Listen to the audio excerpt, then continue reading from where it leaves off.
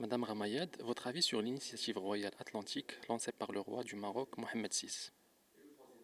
Oui, alors c'est une initiative très importante et très innovante qui permettra un partenariat entre le Maroc et les États du Sahel, qui, comme vous le savez, sont très enclavés.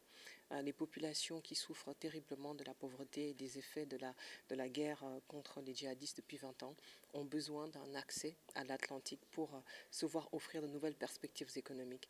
C'est ce que permet ce projet en mettant à disposition les infrastructures marocaines, qu'elles soient portuaires, aériennes ou terrestres. Et Dakhla, évidemment, sera au niveau portuaire un relais très très important de cette alliance atlantique. Quel regard portez-vous sur l'actuel développement des relations entre le Maroc et la France après la période de crise diplomatique qu'elles ont connue?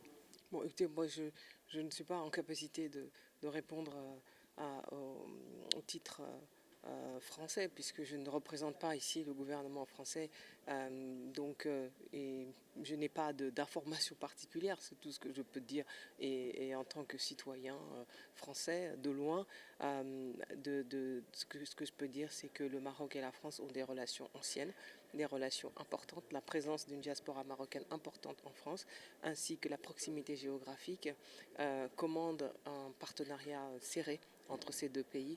Et je pense que c'est une relation très précieuse. Il faut tout faire pour la préserver.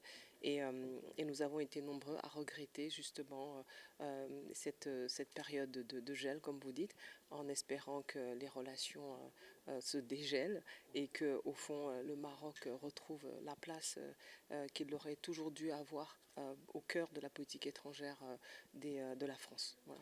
En attendant la reconnaissance politique, la France a récemment reconnu la souveraineté économique du Maroc sur le Sahara. Quel est votre point de vue à cet effet? En fait, moi, je ne représente pas ici le gouvernement français, donc ce sont des questions qu'il faut vraiment poser au gouvernement français.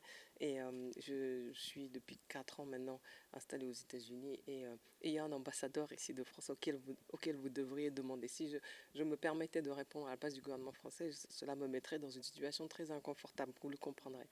Quelques mots sur l'opérationnalisation de l'initiative royale pour favoriser l'accès des pays du Sahel atlantique.